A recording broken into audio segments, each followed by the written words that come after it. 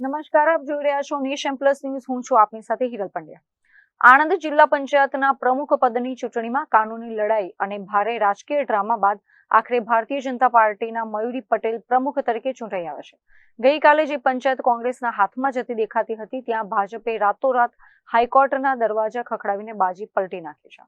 આણંદ જિલ્લા પંચાયતની ચૂંટણીમાં ભાજપે 40માંથી 33 બેઠકો જીતીને સ્પષ્ટ બહુમતી મેળવી લીધી છે.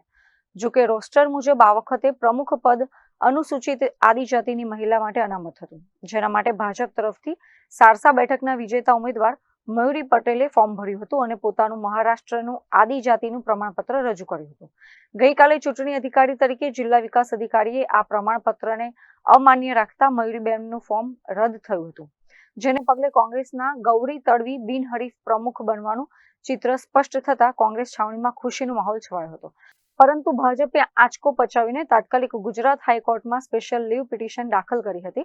આ મામલે હાઈકોર્ટના જસ્ટિસ આરટી વાછાણીએ મોટો ચુકાદો આપતા ડીડીઓના નિર્ણય સામે સ્ટે આપ્યો હતો અને મયુરી પટેલની તરફેણમાં ચુકાદો આપ્યો હતો. હાઈકોર્ટના આ ઓર્ડર સાથે જ આજે આણંદ જિલ્લા પંચાયત ગૃહમાં પ્રમુખની ચૂંટણી પ્રક્રિયા ફરી હાથ ધરાઈ હતી. આ સમયે સરકારના કેબિનેટ મંત્રી રમણ સોલંકી, કમલેશ પટેલ અને ભાજપ જિલ્લા પ્રમુખ સંજય પટેલ સહિતના દિગ્ગજોની હાજરીમાં મયુરી પટેલની પ્રમુખ તરીકે સત્તાવાર વરણી કરવામાં આવી હતી. વિજય થયો છે. હું આદિવાસી છોકરી છું અને આદિવાસી સમાજમાં મારો જન્મ થયો છે, આદિવાસી પરિવારમાં મારો જન્મ થયો છે. હું કોઈ ડોક્યુમેન્ટ્સ મારા જૂઠા પ્રેઝન્ટ કર્યા નહોતા. બધા ડોક્યુમેન્ટ્સ મારા ઓરિજિનલ સાચા ડોક્યુમેન્ટ્સ પ્રેઝન્ટ કર્યા હતા. એ રીતે હું આદિવાસીની છોકરી છું, એટલે એમાં કશું એ નહીં. Okay, thank you so much બધાને. બધાનો ખૂબ ખૂબ આભાર.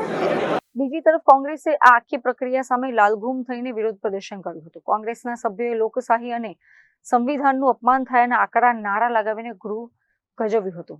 રાજકીય વિશ્લેષકોમાં પણ આ કિસ્સો ભારે આશ્ચર્ય અને ચર્ચા જગાવી રહ્યો છે, કારણ કે અનામત સીટ પર આદિજાતિના મહિલા લગ્ન બાદ પટેલ બન્યા છે. સામાન્ય સીટ પરથી કાઉન્સિલર તરીકે ચૂંટાયા અને ત્યારબાદ ફરી પોતાના આદિજાતિના પ્રમાણપત્રના આધારે જિલ્લા પંચાયતના પ્રમુખની ખુરશી મેળવવામાં સફળ રહ્યા છે.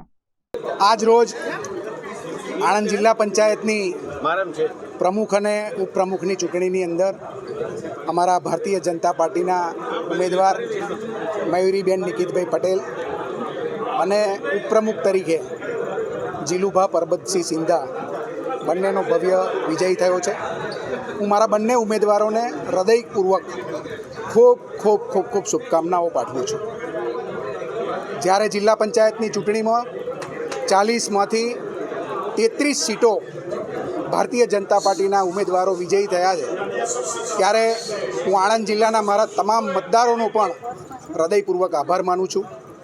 અમારા આદરણીય પ્રધાનમંત્રી શ્રી નરેન્દ્રભાઈ મોદી સાહેબ, આદરણીય અમિતભાઈ શાહ સાહેબનું માર્ગદર્શન, એમના કામો, નીતિન નબીનજીનું, આપણા રાષ્ટ્રીય અધ્યક્ષશ્રીનું માર્ગદર્શન, ગુજરાતની અંદર પણ અમારા પ્રદેશ અધ્યક્ષ શ્રી જગદીશભાઈ વિશ્વકર્મા સાહેબ, અમારા પ્રદેશના મહામંત્રી રત્નાકરજી, અમારા ઝોનના મહામંત્રી હિતેન્દ્રસિંહ ચૌહાણ, મુખ્યમંત્રી શ્રી ભૂપેન્દ્રભાઈ પટેલ, નાયબ મુખ્યમંત્રી શ્રી હર્ષભાઈ સંઘવી, આખી સરકાર અને અમારા આણંદ જિલ્લામાં અમને સતત માર્ગદર્શન આપતા અમારા પ્રભારી બેન શ્રી વર્ષાબેન, અમારા બંને મંત્રીશ્રીઓ, કેબિનેટ મંત્રી શ્રી રમણભાઈ, મંત્રી શ્રી કમલેશભાઈ, અમારા સાંસદ શ્રી મિતેશભાઈ, અમારા ધારાસભ્ય શ્રી યોગેશભાઈ, ચિરાગભાઈ, વિપુલભાઈ, હર્ષદભાઈ અને અમારી સૌ સંગઠનની ટીમ અને ભારતીય જનતા પાર્ટીના સૌ ચૂંટાયેલા જનપ્રતિનિધિઓ, આ બધાનો પણ જે આનંદ અને ઉત્સાહ આ ભારતીય જનતા પાર્ટીના વિજયમાં છે, બધાનો પણ હૃદયપૂર્વક આભાર માનું છું, અભિનંદન પણ પાઠવું છું. છેલ્લા 2 દિવસથી જે પ્રકારે કોંગ્રેસ કે અમારા ઉમેદવાર જીતશે, એટલે ભાઈ 40 સીટોમાંથી તમારી 7 સીટો હોય, તમે કેવી રીતે પ્રમુખ બની શકો? બંધારણની કોઈ એવી જોગવાઈ છે? સાથે સાથે ખોટા પ્રમાણપત્રો તમે રજૂ કર્યા છે. અમારા બેને કોઈ પણ પ્રમાણપત્ર ખોટું રજૂ કર્યું નથી. તેઓ અનુસૂચિત આદિજાતિ સમાજની દીકરી છે અને ભારતીય જનતા પાર્ટીમાં સારસા સીટ ઉપરથી 5000 કરતાં પણ વધારે મતોથી જીતાયેલા અમારા ઉમેદવાર છે. ત્યારે કોંગ્રેસને કોઈ એવો અધિકાર નથી. ગુજરાતના કોંગ્રેસના પ્રદેશ અધ્યક્ષ જે પ્રકારે કાલે વાતો કરતા હતા, આજે તમે આણંદ જિલ્લાની અંદર 8 તાલુકા પંચાયતમાંથી 7 તાલુકા પંચાયત ભારતીય જનતા પાર્ટીની છે. નગરપાલિકા 9 નગરપાલિકામાંથી 9 ભારતીય જનતા પાર્ટીની છે.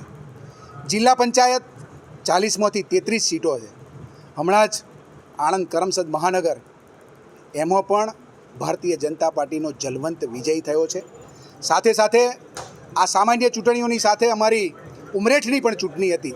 31,000 કરતાં પણ વધારે મતોથી અમારા ઉમેદવારનો જલવંત વિજય થયો છે.